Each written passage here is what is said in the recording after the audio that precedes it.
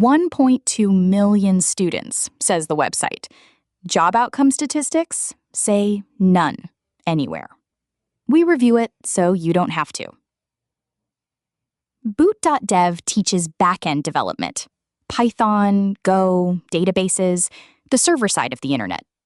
You have probably heard of it from a YouTube sponsorship, because they sponsor a lot of YouTube. The method is the good part. You write real code in the browser against automated tests that tell you when it is right. No videos to sleep through.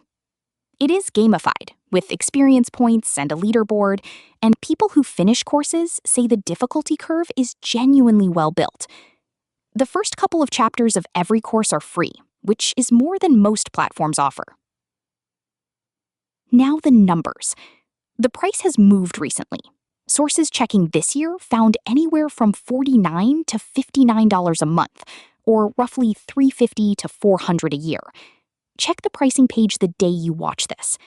And their own FAQ says most beginners need about 12 months before applying for junior roles.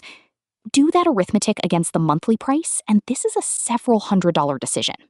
Which brings me to the thing they don't publish. Job outcomes. There are no employment statistics, no placement rate, nothing.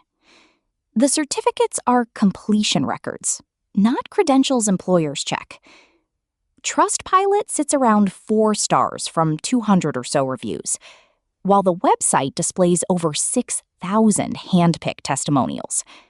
Both can be true and still tell you different stories. 7 out of 10 if you will actually finish it, and the discipline is on you either way. 2 out of 10 value if you won't.